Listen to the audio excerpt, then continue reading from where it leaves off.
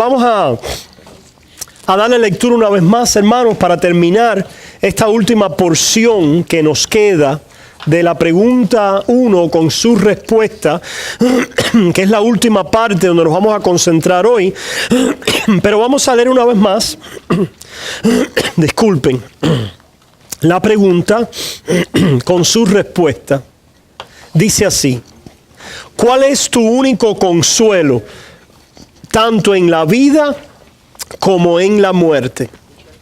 Que yo con cuerpo y alma, tanto en la vida como en la muerte, no me pertenezco a mí mismo, sino a mi fiel Salvador Jesucristo, que me libró del poder del diablo, satisfaciendo enteramente con preciosa sangre por todos mis pecados, y me guarda de tal manera que sin la voluntad de mi Padre Celestial, ni un solo cabello de mi cabeza puede caer. Antes es necesario que todas las cosas sirvan para mi salvación. Por eso también me asegura por su Espíritu Santo la vida eterna, y me hace pronto y aparejado para vivir en adelante según su santa voluntad. Nos queremos concentrar en esta última parte donde dice: por eso también me asegura por su Espíritu Santo la vida eterna, y me hace pronto y aparejado para vivir en adelante según su santa voluntad. Hemos visto, hermanos, que le pertenecemos a Cristo, la primera parte de lo que hemos estudiado, que le pertenecemos a Él a través de su sacrificio, que es nuestra redención. Él nos ha adquirido como su posesión.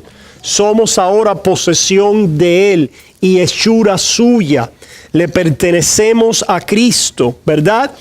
Y que por eso ahora el Señor está obrando todas las cosas en nuestra vida conforme a sus propósitos y a su voluntad, que tienen que ver con nuestra salvación.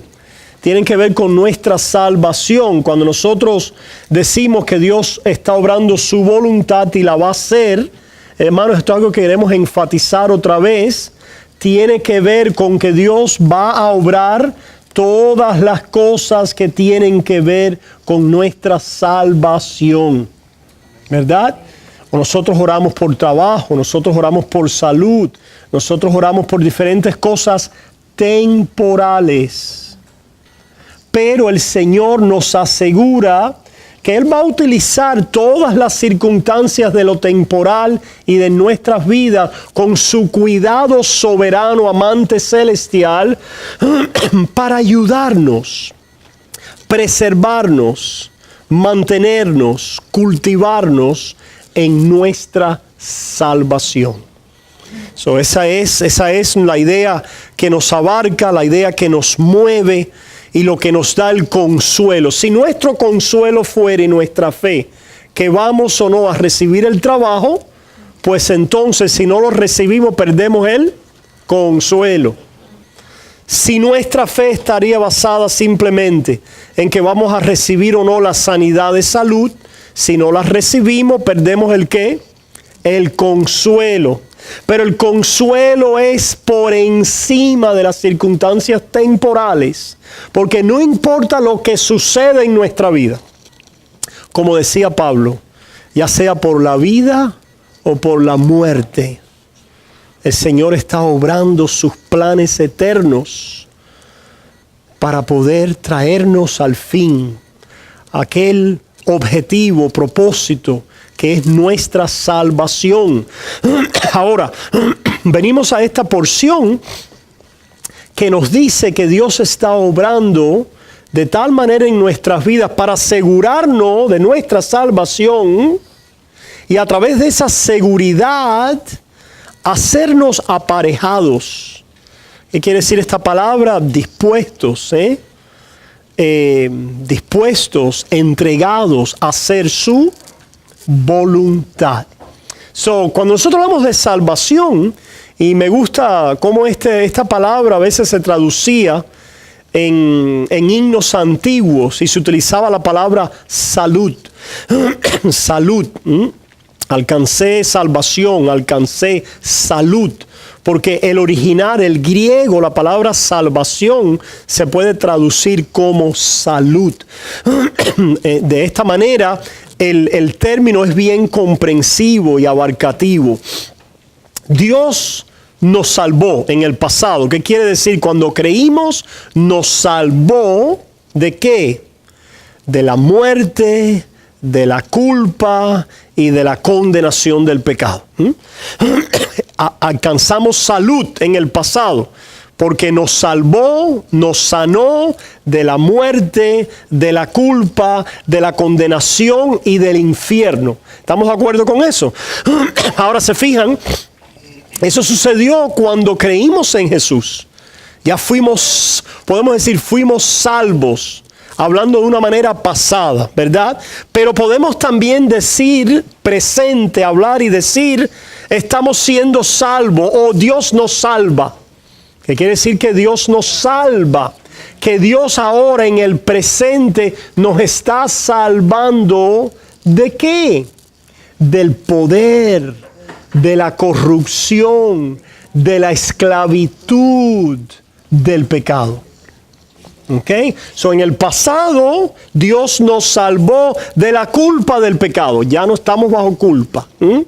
En el presente nos está salvando del poder, de la corrupción, del dominio, ¿verdad? De la esclavitud del pecado. Pregunta, ¿estamos nosotros ahora como antes? Cautivos al dominio, a la corrupción, a la esclavitud del pecado? No. Antes vivíamos siguiendo la corriente de este mundo. ¿Qué quiere decir ser cautivo a esa corrupción, estar en esclavitud al pecado? Es el estar muerto espiritualmente. Es el no tener vida espiritual, es el estar ciego. Efesios 2 nos dice que éramos arrastrados, corríamos, ¿verdad? En esta corriente del mundo. Eso era nuestra orientación, nuestros deseos, nuestra vida, lo que atinábamos a hacer y aquello para lo cual vivíamos. Ahora, al habernos salvado en el pasado de la culpa, de la condena, del infierno, ahora en el presente nos está salvando de la corrupción, del dominio, de la esclavitud, de la tiranía del pecado. Y en el futuro, finalmente llegaremos a un momento donde nos salvará de la presencia del pecado. Porque ahora, aunque estamos siendo salvos de la tiranía, de la corrupción, del dominio, de la esclavitud del pecado, todavía hay pecado en nuestras vidas. Tenemos una lucha y vemos este conflicto entre el espíritu y la carne, entre el pecado y la vida de santidad y de consagración a Dios. El pecado está, como hemos afirmado, está todavía en nosotros, en nuestros miembros, ¿verdad? Pero un día no estará. Una vez más, distinciones. ¿Recuerdan? En la clase pasada en inglés tuvimos una interacción interesante con alguien que creía como que ya estuviéramos realizados sin el pecado. Y a veces muchas personas tienen esta mala idea, ¿no? Esta mala concepción de que ahora estamos sin pecado, porque ya hemos sido salvos. Sí, ya tú has sido salvo. Pero serás salvo un día de la presencia del pecado. Y ahora Dios está obrando a través del conflicto entre la carne y el espíritu, por el poder del espíritu en tu vida, en nuestras vidas, a través de la fe, está obrando una vida en la cual nos va conformando a la imagen de su Hijo. Y tenemos ahora la capacidad y la libertad de dar frutos del Espíritu, que antes no podíamos dar frutos del Espíritu, solamente obrábamos las obras de la carne. Aunque ahora continuamos obrando obras de la carne, pero por el poder del Espíritu hay un conflicto entre las obras de la carne y los frutos del Espíritu.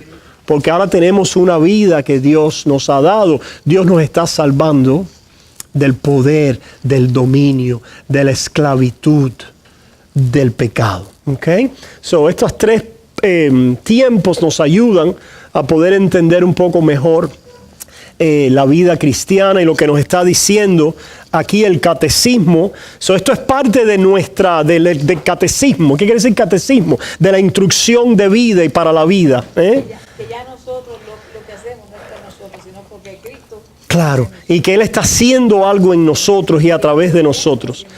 Y esto es parte del consuelo. ¿Se fijan? Esto es parte del consuelo. So, a la pregunta, ¿cuál es tu único consuelo en la vida y en la muerte? Hablamos que le pertenecemos al Señor. El Señor nos ha comprado y nos ha adquirido por su sacrificio. El Señor cuida de nosotros en su cuidado soberano. Nos ha librado de la tiranía de Satanás y nos asegura ahora y obra en nuestras vidas. Nos hace participantes de su vida. Qué bueno es participar en la vida de Dios, ¿no? ¿Verdad que sí? Qué bueno es poder recibir vida de Dios. Qué bueno es que la vida que tenemos en Cristo es una vida fructífera.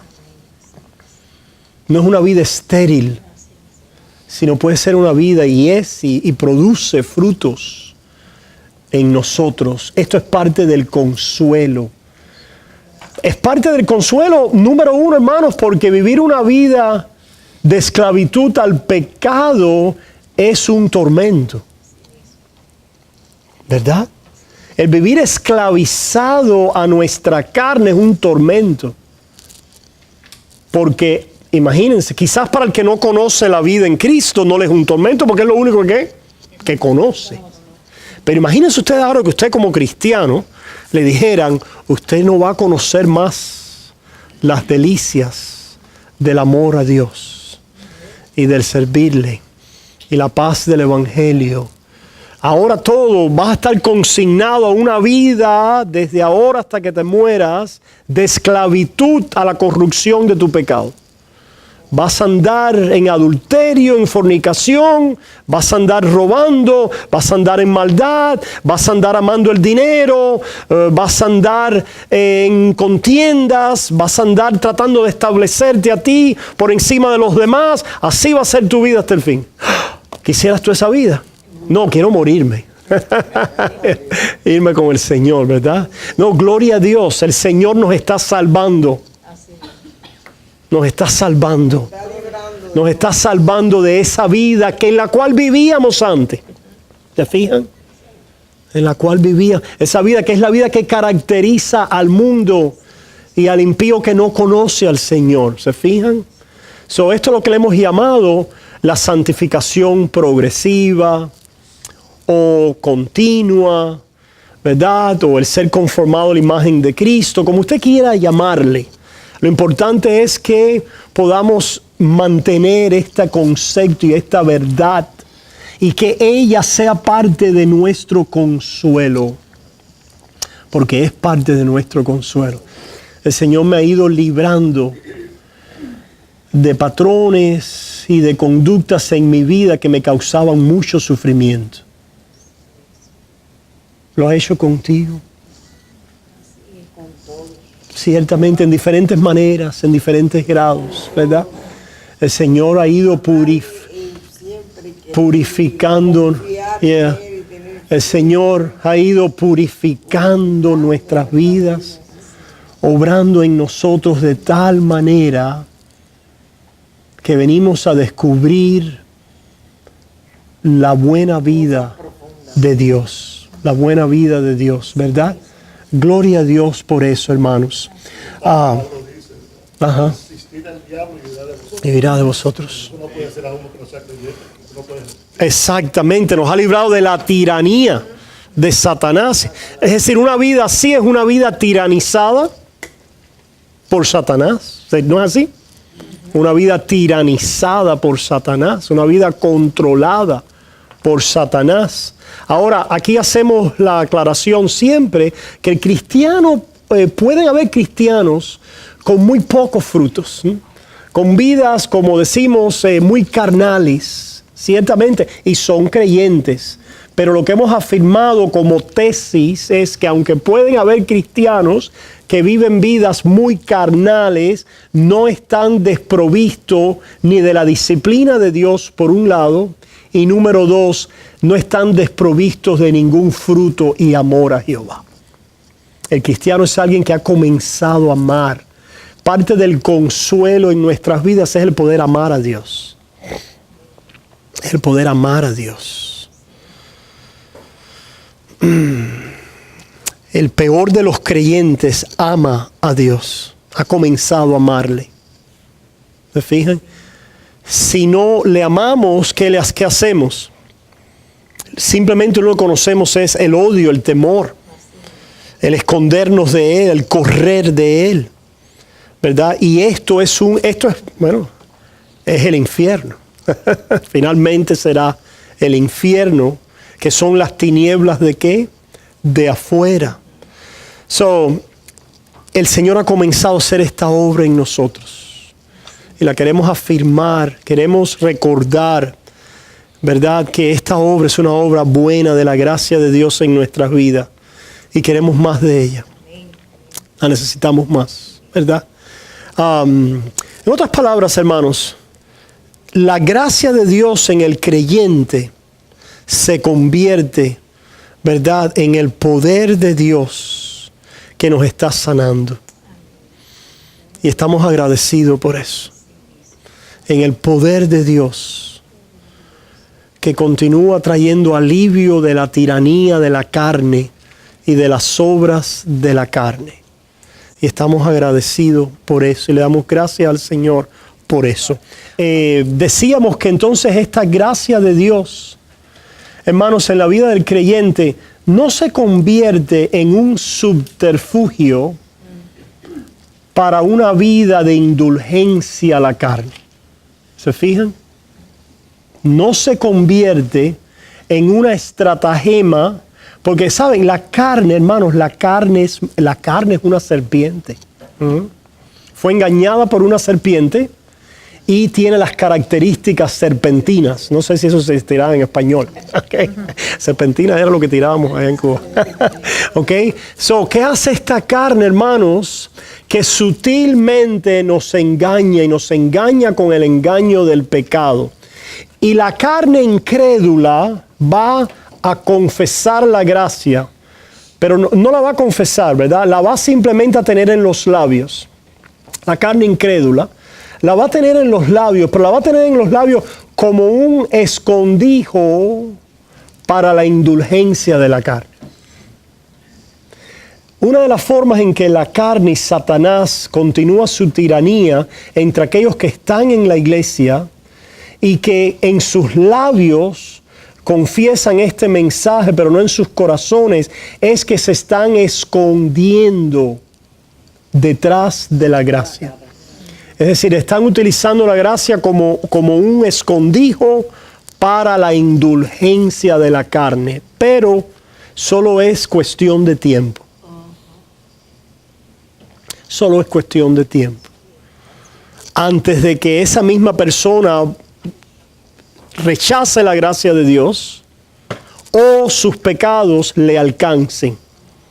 Sus pecados le alcancen. Dice la palabra de Dios que los pecados de algunos se hacen visibles en un momento, inmediatamente, pero de los otros después.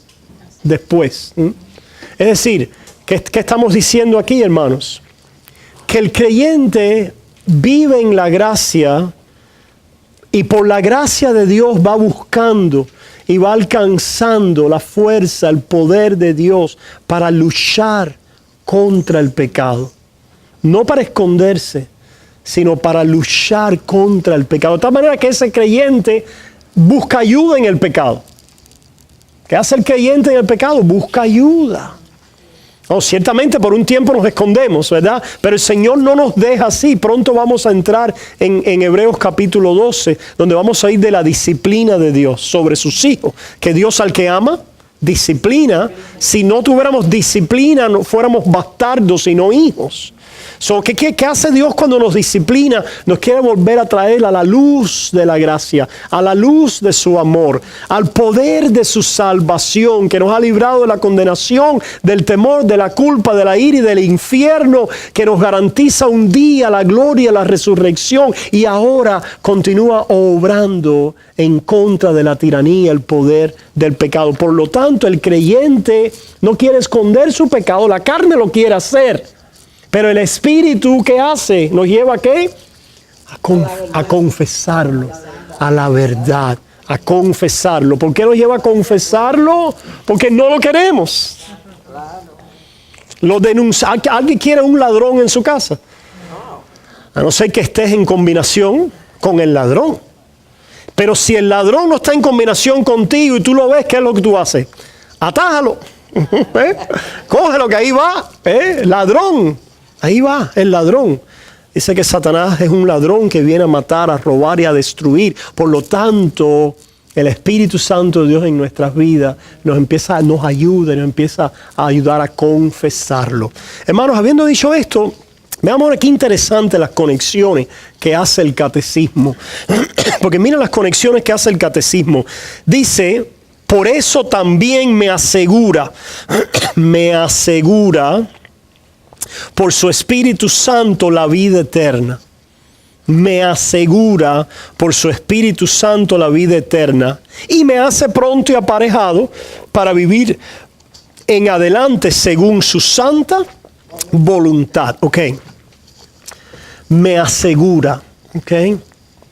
Hay una conexión entre la seguridad de hijos en el amor de Dios y en su gracia y la vida en el Espíritu y la vida de obediencia.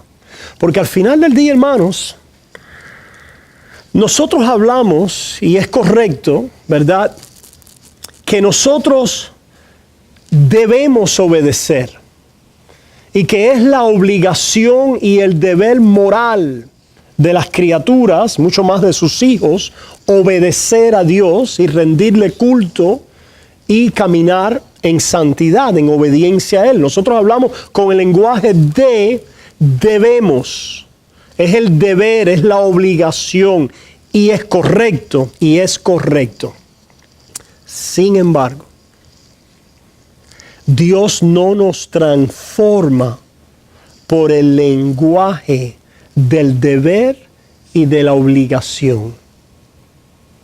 Dios lo valida y lo apoya.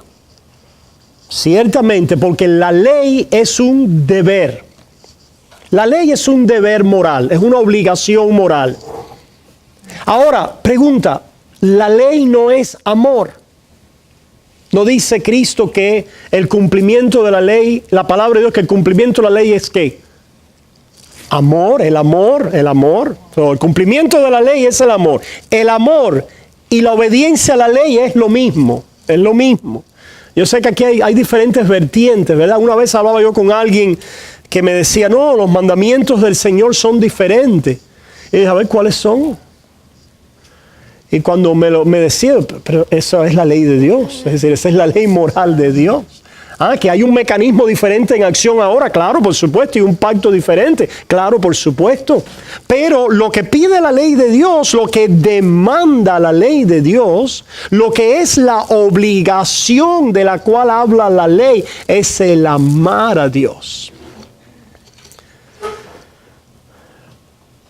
Pero la ley pide y demanda que le amemos, pregunta, si tú amas a Dios de una manera forzada, coaccionada, de una manera, vamos a decir, en forma de un arreglo de pago, en otras palabras, tú dices, yo voy ahora a trabajar y a obrar la ley para que entonces Dios me pague lo que merezco. Pregunta, ¿Dios te va a pagar? ¿Te puede pagar conforme a lo que tú mereces? Si te paga, ¿qué va a pasar? ¿Te va a pagar conforme a tu falta de cumplir la ley? ¿Se fijan? Pero la ley demanda, es obligación. Esa es la ley. El lenguaje de la ley es tienes que amar. Ese es el lenguaje de la ley. Tienes que amar. Ahora pregunto, hermanos. ¿Alguna vez alguien te ha dicho a ti, tienes que amarme? ¿Qué sucedería si ahora nuestras relaciones matrimoniales se cultivaran sobre la base de tienes que amarme? Tienes que amarme, debes amarme. ¿Alguien te ha dicho así alguna vez? Pregunta, ¿es verdad que los esposos deben amarse? Sí, es verdad, eso es verdad. Eso es verdad. ¿Es verdad que un esposo debe amar a su esposa? Tienes que amar a tu esposa. Claro que sí, eso es verdad, eso lo afirmamos. Pero ¿qué es el amor? ¿Qué es el amor? El amor es espontáneo. Gracias, elemental, Ana, excelente. El amor es espontáneo. El amor es libre, el amor no es coaccionado. El amor es alegre y gozoso. ¿Se fijan? En otras palabras, una relación de amor entre dos personas es sobre la base de ¿qué?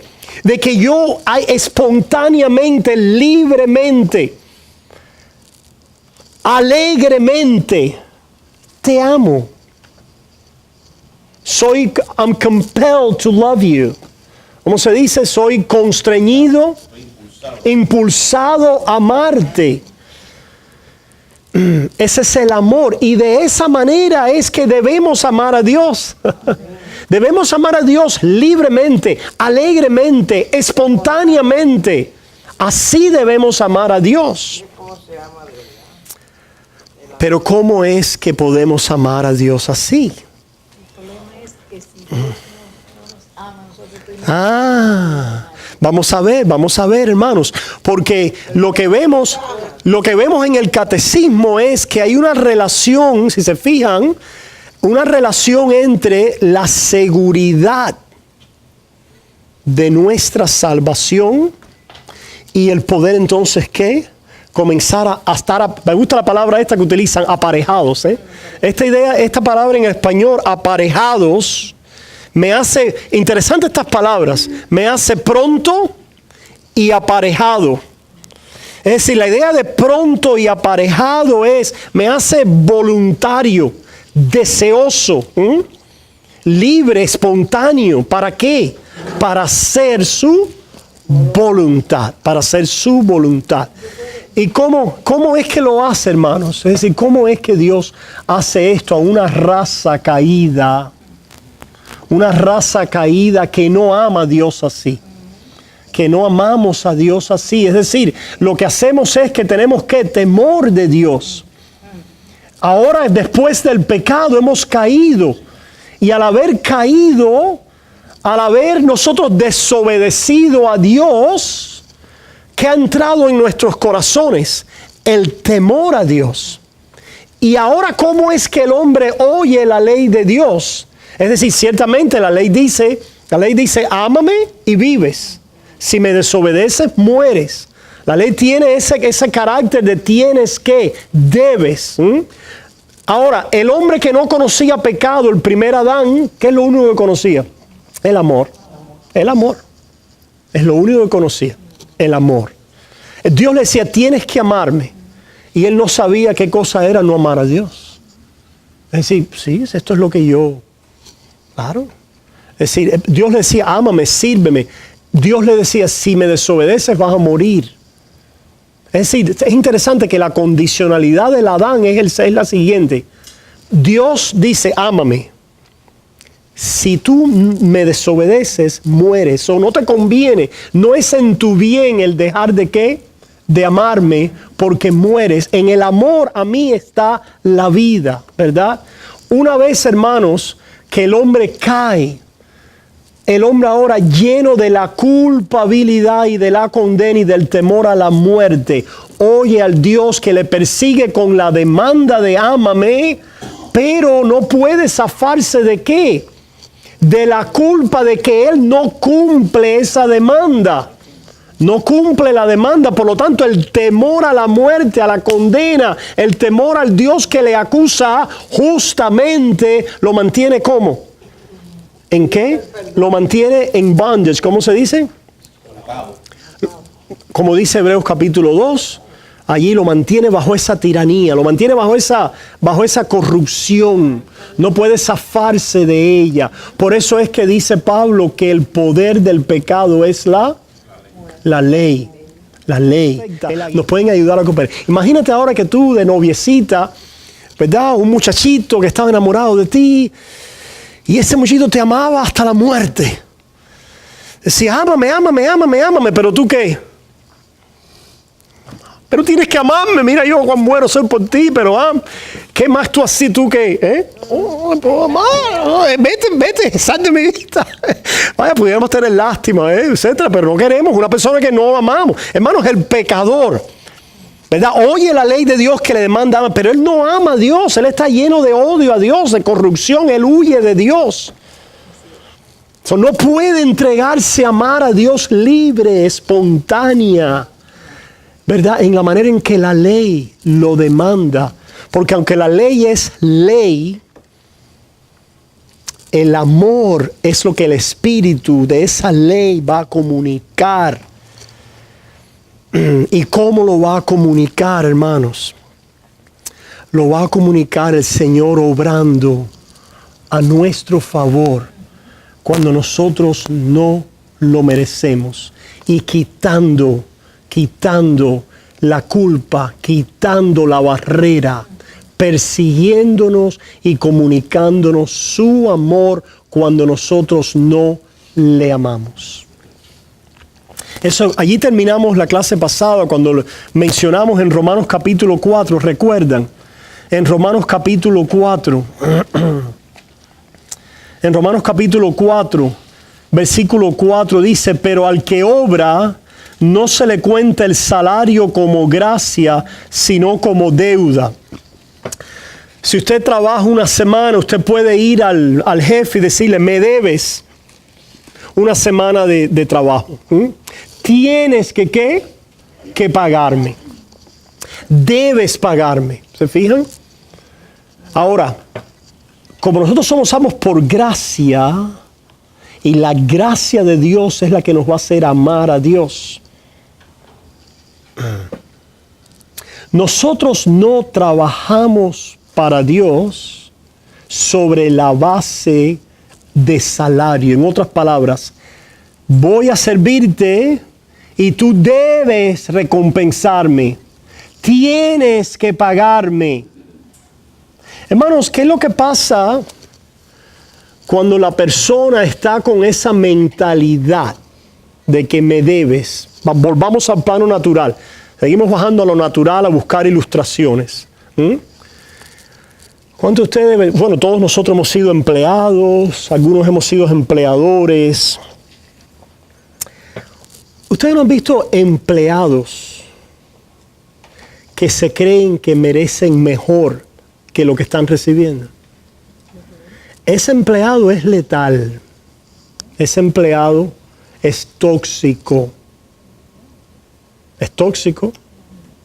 Puede que esté cumpliendo con todos sus requisitos. Ese empleado está allí, pero lleva un tóxico adentro y un veneno.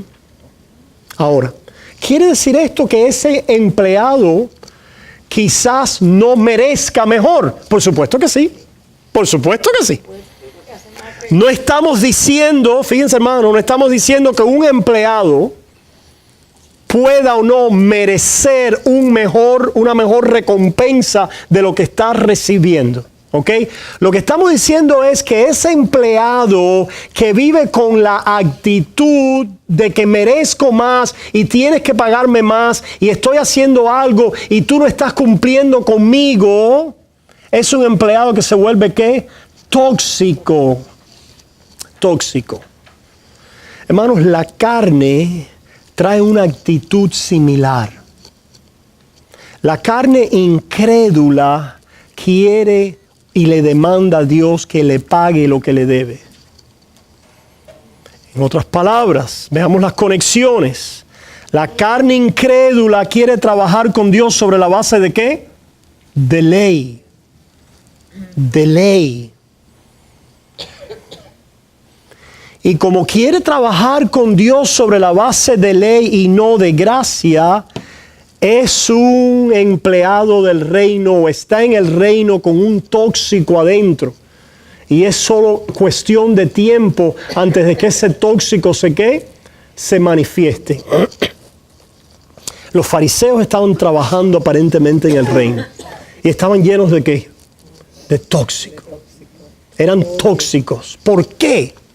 Porque ellos trabajaban sobre la base de la ley y pensaban que Dios tenía que pagarle lo que se merecían.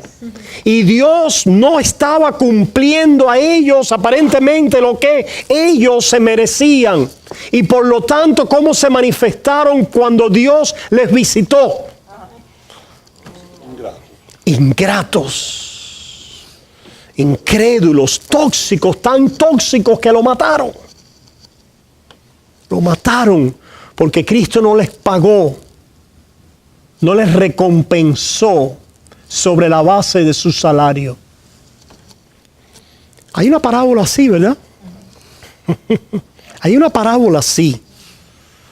Hay una parábola, hermanos, donde dos hijos, ambos son desobedientes, ambos son pecadores. La parábola del hijo pródigo. Y uno le dice, te quiero muerto, dame la herencia, me voy a vivir mi vida. Yo quiero vivir mi vida a mi manera, a mi forma, quiero hacer lo que me da la gana, ¿verdad? Me voy. Se fue con la herencia, la malgastó toda, etcétera, se quedó allí en bancarrota.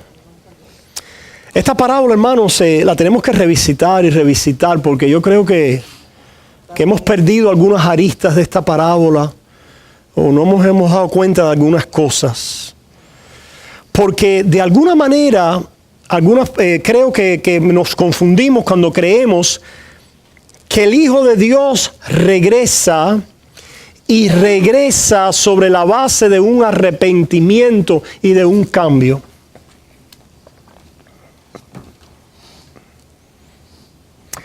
Y si ustedes piensan en este hijo que regresa, el hijo pensó y dijo, caramba, en mi padre hay trabajo, hay riquezas, hay abundancia. Yo voy a pedirle al padre que me haga como ¿qué? Como un trabajador, como un obrero. En otras palabras, ciertamente en esto había algo de misericordia, ciertamente. Él apelaba a una cierta misericordia. Pero era una misericordia que tenía cierta razonabilidad, pudiéramos decir, ¿verdad? No, es decir, cierto raciocinio natural, cierta equidad natural, pudiéramos decir, cierta idea de equidad en lo natural, porque después del día, ok, ahí viene mi hijo, ¿a qué querrá mi hijo? Oh, mira papi, yo fallé, hice mal, ¿sabes qué? Mira, yo no te pido nada, simplemente quiero que me pongas a trabajar, yo voy a ganarme de vuelta. Yo me voy a ganar el camino de vuelta. Tú necesitas un trabajador, olvídate quién yo soy. Simplemente ponme en la lista como un trabajador y yo voy a ganarme el camino de vuelta. Pregunta, ¿tenía el padre que aceptarlo sobre esa base? Es decir, si lo aceptaba no era una misericordia, ¿sí? Porque al final del día le puede decir, no, tú no vas a ser ni un trabajador aquí. Porque tú me mataste a mí. Tú hiciste conmigo muy mal. Vete a buscar trabajo a otro lado. ¿Verdad que sí? Pero este hijo venía con cierta razonabilidad en la carne. Pero hermanos, aunque ponemos el énfasis en el hijo pródigo y lo que él hizo, y hablamos de su arrepentimiento y nos enfocamos en él, yo creo que ahí perdemos de vista algo. La parábola no se trata del hijo. Este hijo estaba tan perdido como el otro. Perdón. Usted dice que que se quedó con el padre, que le reclama. Vamos a hablar ahora de ese. Vamos a llegar a ese. También estaba perdido. Sí, gracias. Ese estaba bueno, los dos estaban perdidos. Los dos estaban perdidos. Mira qué interesante, hermano, qué interesante, ¿verdad? Bueno, antes de ver, cada historia tiene un momento que es el momento que le da ¿cómo se dice? A la historia, ¿eh? Es el punch, es donde tú ves the story pivots, the story grabs you and grips you, right? Y el momento de que la historia te coge, hasta ahora, ok, la acción, qué bueno, mira, qué bueno, está haciendo esto, va para atrás, y se va a arreglar las cosas, por ahí vamos. Pero de pronto la historia nos sorprende con un acto asombroso. Pero ese es el momento clave de la historia. Pero antes del acto asombroso, que es el acto del padre, vayamos al otro hijo. Vamos a llevar la cámara al otro hijo. Este otro hijo, oye, qué bueno era, caramba, qué cumplidor era, qué trabajador. Él no tenía, su hoja de trabajo no tenía ausencias ninguna. Llevaba 10 años sin coger vacaciones. Era un trabajador ejemplar. Hacía todas sus tareas. ¿Ok? Pero en el momento del acto crucial le sale el tóxico de lo que tenía dentro. Y el tóxico que le sale en el momento crucial es que odia la gracia de Dios. Que no puede tolerar otra idea de recibir algo que no sea a través y sobre la base de lo que él ha ganado, ha obrado y se merece. Correcto. Y por lo tanto, entonces le dice al padre, mira lo que estás haciendo. Vayamos entonces al momento crucial, hermanos. El padre no deja que salga una palabra del plan del hijo. Va corriendo a él, sale corriendo aquel pecador. Sale corriendo, encuentra. El padre es el que cambia las cosas. Es la acción del padre, es el accionar del padre. La mente, el consejo, el propósito, la obra y el accionar del padre, lo que lo cambia todo y lo que lo revela todo. Porque entonces el padre corre, el padre corre. Desnuda sus piernas. Se desnuda. Y corre en busca del pecador indigno, malvado. Y allí le declara su acto, le manifiesta, le muestra. ¿Y qué es lo que le hace algo al hijo? Le hace algo al hijo. Número uno, primero lo mata. A todos lo mata. ¿Cómo es que lo mata? El hijo tenía un plan. ¿Y cuál era el plan? Un plan ahí de cierto plan, cualquiera que sea, tenía un plan. Y ante el acto asombroso del padre, el plan de este hijo queda como en la nada, deshecho en pedazos, en la nada. Porque el padre está mostrando que el hijo en realidad no tiene nada. No tiene nada. ¿Recuerdan el domingo pasado, hermanos? Dice, porque no hay entre vosotros muchos nobles, ni muchos sabios, ni muchos ricos, porque Dios deshace las cosas que son, deshace las cosas que son, para entonces de la nada levantar aquello que sale de su liberalidad, de su obrar, de su gracia. Y eso es exactamente lo que hace Él con el hijo pródigo. Deshace los planes de este hijo pródigo, los cancela, los neutraliza, los tira en la tumba, lo mata. Es decir, ¿cómo habrá quedado aquel hijo al ver a este padre hacer las cosas que hizo? Lo único que puede decir es, nací de nuevo. Esto que ha pasado aquí, es decir, esto no es algo que yo podía haber pensado. Esto no es una idea mía, esto no es nada que tiene que ver con mi plan. Lo que ha pasado aquí es que me han quitado y han puesto a otro. el Padre me está tratando como se habrá equivocado, soy yo, el hijo que se fue, el hijo que te mató, soy yo. Sí, el Padre se entrega para cubrir a aquel impío pecador.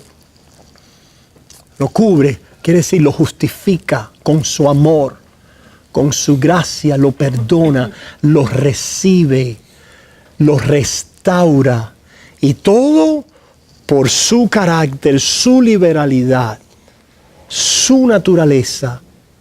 Hermanos, la gracia de Dios describe el carácter de Dios. El carácter de Dios. Es el carácter de Dios. Es lo que hace y mueve a Dios a tener favor y misericordia de los caídos, de los pecadores y de los impíos. Esa es la gracia de Dios. Cuando nosotros, ¿qué le pasa a la carne? La carne serpiente no quiere recibir la gracia de Dios porque significa eso, gracia. Y para recibir gracia yo no puedo traer ¿qué? Nada. Significa que yo no tengo nada. No hay nada que pueda poner en el intercambio. No hay nada que pueda poner de mi mérito, de mi valor, de mi esfuerzo. No hay nada que le pueda presentar. Es decir, no hay nada todavía de mi propia vida y haber que pueda yo traer. Es decir, es la última ignominia de la carne, no puedes nada. ¿Se fijan, hermanos? Estás muerta. Eso es lo que la carne no tolera. La carne no quiere oír esa declaración de que estás muerta, de que no puedes traer nada, de que no tienes nada para ofrecerle a Dios. ¿Se fijan? Y eso es lo que Dios hace con nosotros. Nos mata y nos resucita en Cristo Jesús, en su muerte y en su resurrección. Dios utiliza sus recursos de santidad, de justicia. Todos los recursos del Padre se volcaron a ¿quién? A hacerle bien al pecador, a salvarlo. Este es el propósito de Dios en Cristo, es lo que predicamos. Es lo que predicamos. ¿Qué es lo que predicamos? Romanos 4, 5 ahora. Mas al que no obra, sino cree en aquel que justifica al impío, su fe le es contada por justicia. No, Dios obró así con el hijo pródigo, porque el hijo pródigo había cambiado. Porque el hijo pródigo ahora mostraba una rendición. Porque el hijo pródigo ahora mostraba algo. ¿Se fijan, hermanos? No, Dios obró así con fulano, porque fulano se arrepintió. Es decir, que cambió del mal para el bien, hizo el bien ahora y Dios entonces lo recompensa. ¿Se fijan, hermanos? No, pero se arrepintió. ¿Qué queremos decir con eso? Incorrectamente, no es que estemos rechazando la idea de arrepentimiento, afirmamos el arrepentimiento bíblico. Pero el arrepentimiento bíblico es informado por la gracia y por la benignidad de Dios al impío, no al que ha comenzado a dejar de ser impío. La gracia de Dios no es para el que comienza a dejar de ser impío, no es para el que comienza a ser bueno, no es para el que comienza a tener algo que mostrarle a Dios. No. Eso era el plan del hijo pródigo y Dios se lo tiró a tierra, se lo destruyó. Porque lo vistió, le dio el anillo, lo entró en la casa, lo sentó en la mesa e hizo fiesta al hijo como impío. Dios el que justifica ¿a quién? Al impío. No se nos olvide eso, hermanos. Porque esta liberalidad del amor de Dios a impíos como nosotros nos va a transformar y nos va a ayudar a vivir una vida de piedad. por el poder del amor de Dios a uno que es en nosotros mismos y en nuestra carne impíos. No merecemos. El arrepentimiento entonces, a ver esa liberalidad de Dios, hace algo en nosotros. Hace algo en nosotros. Te pregunto, hermanos, ¿qué es lo que hace esa liberalidad en nosotros? ¿Qué es lo que hace ese amor de Dios en nosotros, hermanos? Nos hace voltearnos a Él. Nos hace voltearnos a Él. Nos hace voltearnos a Él en fe, en confianza, porque Dios quitó el obstáculo. Dios estaba en Cristo reconciliando consigo al mundo. Dios estaba dispuesto a reconciliarnos y lo hizo y lo logró. Dios era santo y justo y perfecto, pero el obstáculo no estaba en Él. El obstáculo no está, Él es el que estaba buscando y el que había planeado ¿qué? La reconciliación. El obstáculo estaba en ¿quiénes? En nosotros. ¿Se fijan? Ciertamente Dios es santo, justo. ¿Y cómo va a tratar al pecador? ¿Cómo es posible que va a tratar al pecador de esta manera? Él llevando la ignominia. Él llevando la humillación. Él llevando la muerte. Él llevando el castigo. ¿Se fijan? Y esto lo hizo por amor, por su gracia. No es que de pronto Dios cambió a través de el acto de la expiación y entonces hubo un cambio en la actitud de Dios. ¿No? La actitud de Dios es una de gracia y de misericordia. ¿Se fijan? Esa actitud de gracia y de misericordia es lo que llevó al Hijo a encarnarse, a buscarnos, para de esta manera entonces, hermanos, traernos una noticia que nos reconcilia con Dios. ¿Por qué nos reconcilia con Dios? Porque coge todos nuestros proyectos y temores y nuestras maldades y nuestras culpas y nuestras iniquidades y las mata en Cristo Jesús. Allí quedan.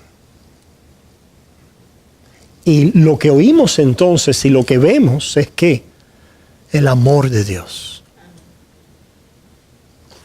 Aquellas metáforas ahora que Dios usa, porque Dios usa estas ilustraciones también, es decir, ilustraciones de su palabra. ¿Cuál es la ilustración que utiliza Dios para nuestra relación con Él? Una, el novio y la esposa y la novia. El novio y la novia. ¿No es esa una de las metáforas que Dios usa para referirse a nosotros y a su iglesia? Que Él nos ama con ese amor del novio. Pregunta, el novio le dice a la esposa, tienes que amarme, es tu deber amarme, demando que me ames. Oh, ciertamente, sí, eso lo dice la ley, claro que sí. Ciertamente. Pero esa es la forma en que Dios nos habla en el Evangelio. Hay un lenguaje y un cambio. Ciertamente, hemos escuchado que somos esclavos de Dios. Esclavos de Dios. ¿Han escuchado eso? Somos esclavos de Dios. Somos esclavos de Dios. Ustedes han visto las películas esas de la esclavitud, hermano, ¿verdad? Y lo terrible de haber sido un esclavo. Tiene que ser terrible. El no tener identidad. Sí, ¿cómo se llama? El nacimiento de una nación. Birth of a Nation, yeah. Es diferente, me acuerdo. La primera revuelta de esclavo. Yeah. El perder tu identidad, tu familia, el perder tu vida, etcétera, ¿verdad? Hermanos, nosotros éramos esclavos del pecado. El pecado había hecho que lo perdiéramos todo. Y estábamos muertos. Muertos en pecado. Y hermanos, la idea de Dios con llamarnos siervos no es para dejar la imagen ahí. Tristemente algunos la han dejado ahí, haciéndole un gran deservicio al Evangelio. Porque dice Jesucristo, ya no os llamaré siervos, sino os voy a llamar ¿qué? Amigos. El esclavo no queda en casa. El esclavo que se convertía en familia, que era adoptado como hijo adoptivo, se convertía en un heredero, más que un amigo, en un heredero, en el príncipe de la familia, en el amado de la familia, hermanos. En otras palabras, ese esclavo ya no trabaja porque tiene o porque hay una demanda, porque eres un esclavo. Trabaja y obedece a Dios porque eres un esclavo. Eres un esclavo de Dios, no tienes derecho, no tienes. Obedece a Dios porque eres un esclavo. ¡Basta!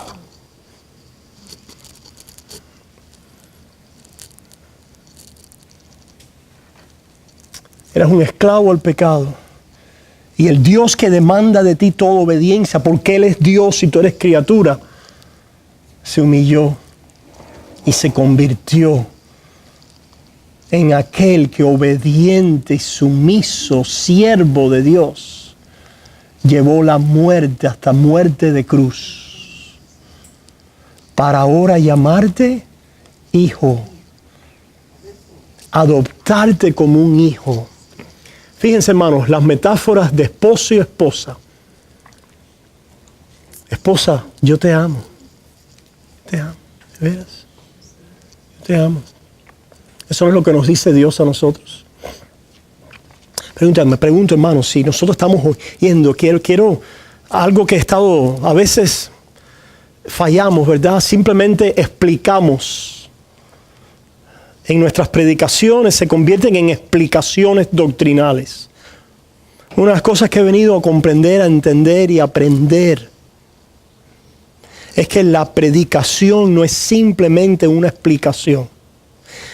Aunque tiene que haber explicaciones, la explicación de la palabra de Dios va en servicio de la proclamación. Y la proclamación es la declaración y afirmación de Dios de amor a ti.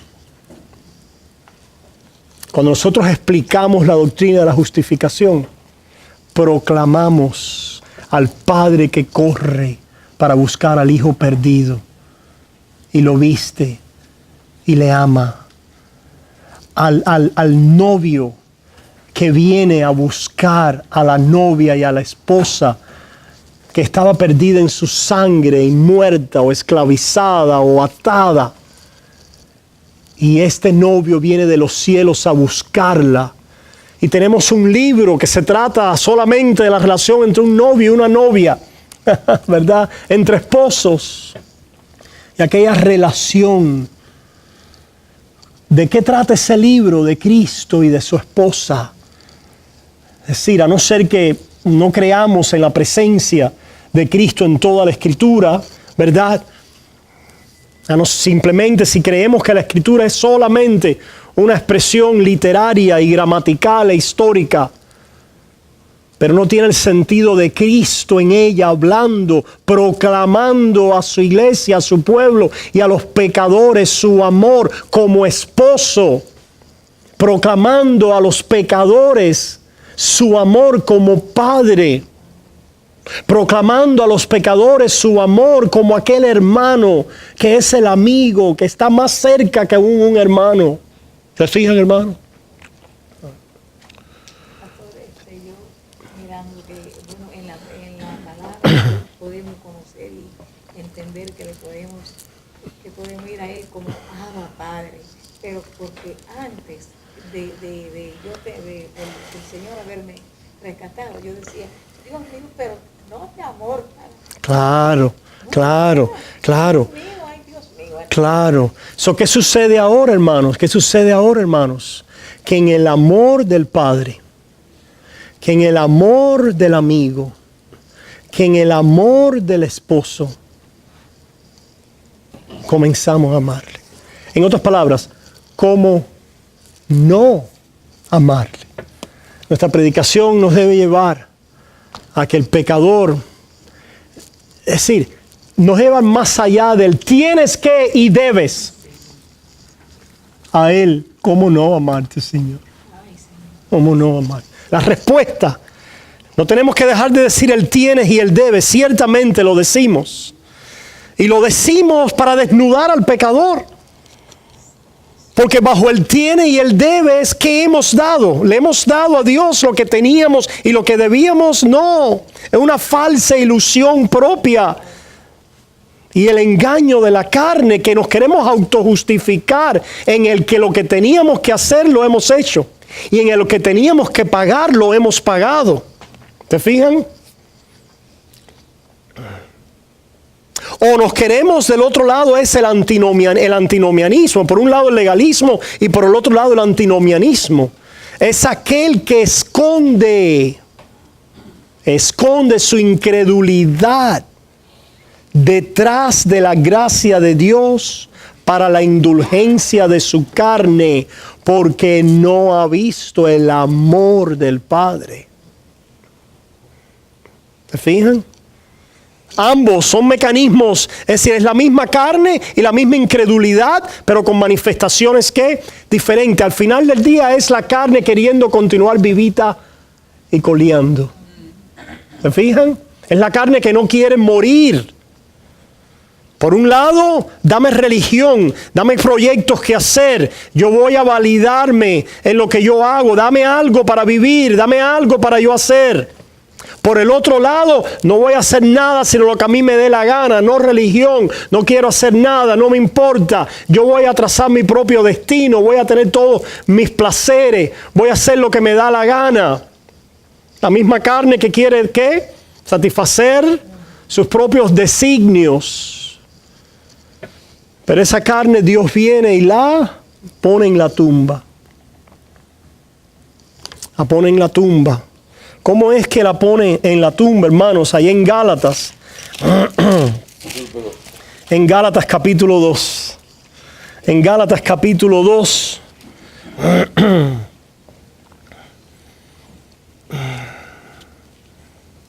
Qué interesante, hermanos. En Gálatas capítulo 2, versículo 17. Comenzamos en el 17. Y si buscando ser justificados en Cristo. Si buscando ser justificados, ¿cuántos buscan ser justificados en Cristo? Gloria a Dios. ¿De cuántas maneras podemos decir eso, hermanos? Si buscando ser justificados en Cristo. 2:17. También somos hallados pecadores.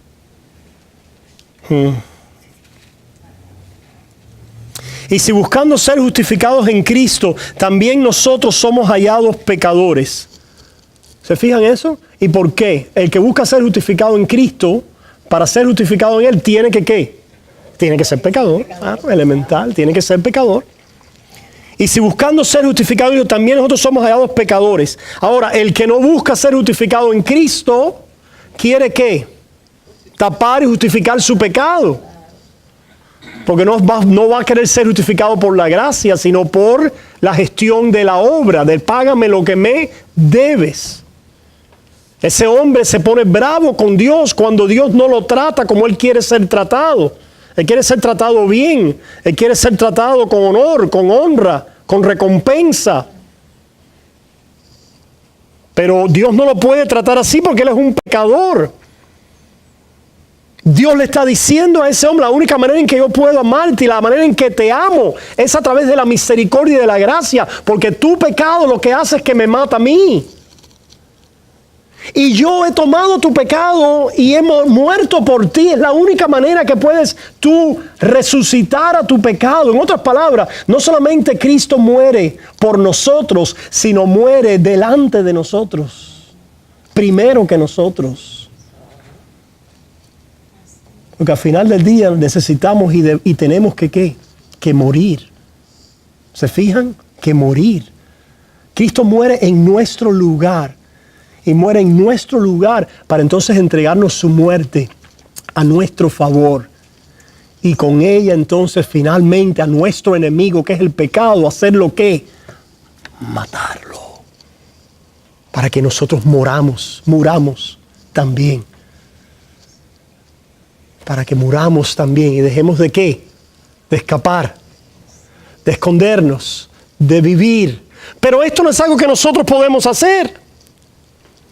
Es algo que Dios ha hecho por nosotros en Cristo Jesús y nos entrega por la fe. Nos entrega nuestra muerte en Cristo por la fe. Dice entonces, si las cosas que destruí, es por eso Cristo ministro. Ok, que Dios nos vaya a entregar la vida a través de Cristo, no por la ley, quiere decir que esto va a resultar en una vida de tiranía al pecado. ¿Oh? Eso es lo que no entienden muchos, que la gracia de Dios no conduce al libertinaje, sino que la gracia de Dios es el secreto y el poder a la piedad y a la consagración y a la vida de frutos en respuesta a esa gracia. Por lo tanto, porque si las cosas que destruí, las mismas vuelvo a edificar, transgresor me hago. ¿Qué destruí, Pablo? El pacto de la ley. Lo destruyó en el sentido de ¿qué? De que ya yo no vivo para él. Ese pacto, lo que era bueno es ¿para qué? Para terminar con mi yo en la carne. ¿Estamos? Versículo 19, Pablo explica, porque yo por la ley soy muerto para la ley. ¿Se fijan? La ley, que es la forma de trabajar bajo el salario para recibir lo que mereces, a través de la cual simplemente yo estoy esclavizado al pecado y a mi maldad, porque Dios me condena. Dios tomó esa muerte bajo la ley en Cristo Jesús para morir por mí y para morir primero que yo. Para ahora yo poder decir por la fe, Cristo murió y yo también morí. Y yo también muero bajo la ley.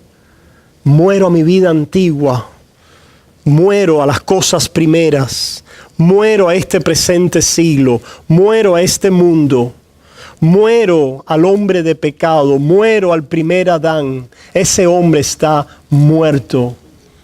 La ley lo mató en Cristo Jesús, que murió por mí y primero que yo. ¿Se fijan, hermanos?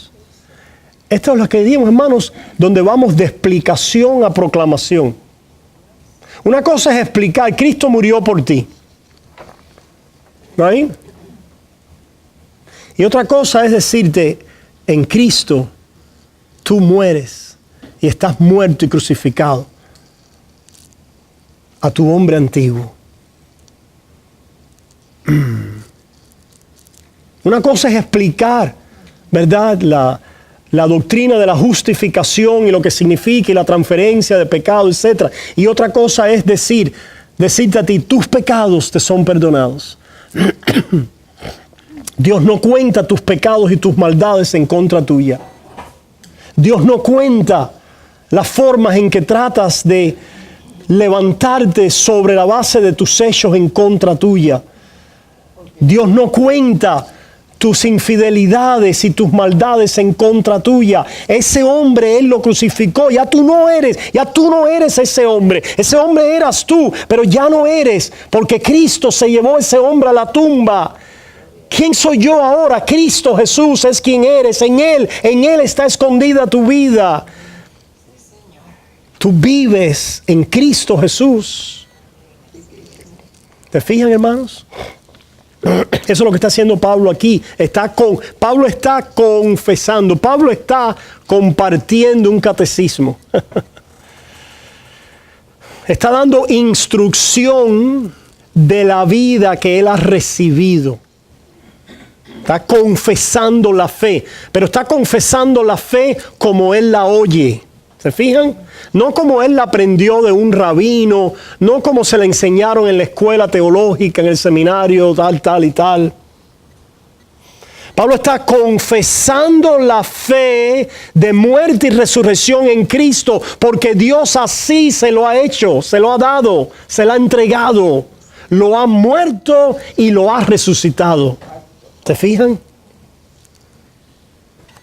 Y por lo tanto él dice, hermanos, con Cristo entonces estoy juntamente crucificado y ya no vivo yo, mas vive Cristo en mí. Y lo que ahora vivo en la carne, en este cuerpo, en esta vida todavía, lo vivo en la fe del Hijo de Dios, en la fe. El vivir por fe es el contrario al vivir por obras. El vivir por fe es el vivir por gracia. El vivir por gracia es el contrario a vivir por méritos. Es lo contrario a vivir por paga, por salario. El vivir por fe es el recibir todas las cosas como aquel impío que ha muerto y ha sido recibido ahora como hijo, esposa, amigo, amado, hermano, adoptado y amado en Cristo Jesús sin merecerlo. Lo vivo el cual me amó y se entregó a sí mismo por mí. Para terminar, hermanos, ahí en Primera de Juan, terminamos una vez más con esta cita que les dimos, pero se abre, creo, con mayor claridad. Versículo 19, nosotros le amamos a Él porque Él nos amó primero. ¿Se fijan? Por eso le amamos. Por eso es que Él nos hace pronto y aparejados para vivir para Él. Porque Él nos amó primero, nos amó como impíos. ¿Se fijan? No hay, en la misma manera que no había salida de la ley, no hay salida del Evangelio. En la misma manera en que no había escape de la ley, no hay escape del Evangelio. Porque si bajo la ley que demandaba que amábamos para recibir la recompensa, nunca podíamos amar, el Evangelio que nos ama sin nosotros amar, nunca nos podemos salir de ese amor. Ahora lo que dice, que Él nos amó cuando éramos esclavos. Claro, nunca nos podemos escapar. ¿A dónde me iré de tu presencia? Prediquemos eso al pueblo, digámosle eso a los pecadores, para que vivan, Todos, pero se van a ir para el monte a pecar. No, de ninguna manera. De ninguna manera.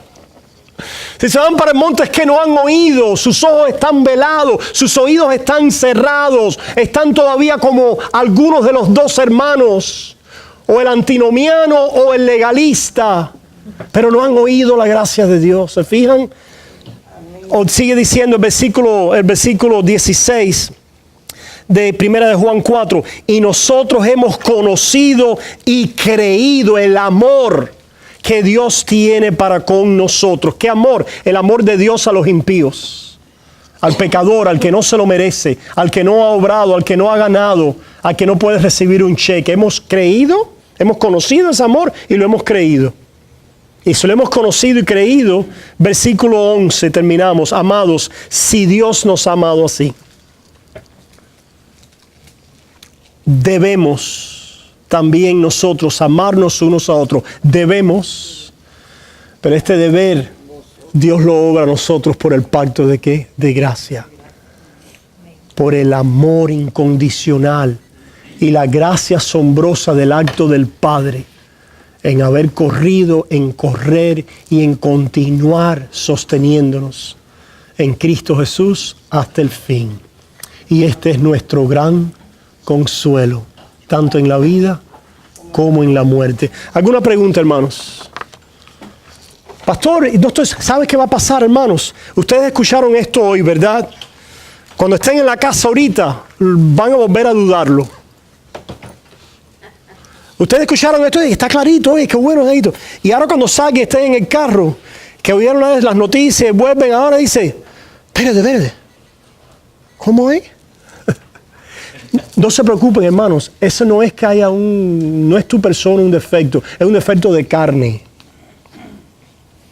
Mañana lo volvemos a proclamar y Dios nos vuelve a asegurar nos vuelve a convertir. Conviérteme y seré convertido. Nos vuelve a arrepentir, nos vuelve a dar fe, nos revive una vez más, pone la carne en la tumba y vuelve a hablar acerca de nueva creación y del nuevo hombre en Cristo Jesús. Y de esta manera, hermanos, nosotros que somos débiles, oímos el Evangelio una y otra vez. Y de esta manera somos guardados, somos preservados hasta el fin por el poder de la fe y por el oír de fe. ¿Algo más, hermanos? Somos despedidos. Padre, gracias por esta noche. Señor, salimos en la confianza de hijos. Salimos, oh Padre, en el amor de hijos amados. Te amamos, Señor. ¿Cómo no amarte? Padre, confesamos nuestros pecados. No escondemos. Y te damos gracias por tu amor y tu perdón, con el cual nos haces participar en tu vida de amor. Gracias, Señor. Llévanos hasta nuestros hogares en este descanso y en esta paz. Y Padre, permite que deseemos una vez más el oír este Evangelio el próximo día. Que sea nuestra meditación y reflexión en las vigilias de la noche, en el despertar, cada mañana al despertar. Cada mañana al despertar. Oh Señor, bendito eres. Qué bueno es tener una eternidad para conocerte, para amarte, para vivir en comunión e intimidad contigo, Señor. Gracias, Jesús. Gracias, Padre. Y el pueblo de Dios dice, amén.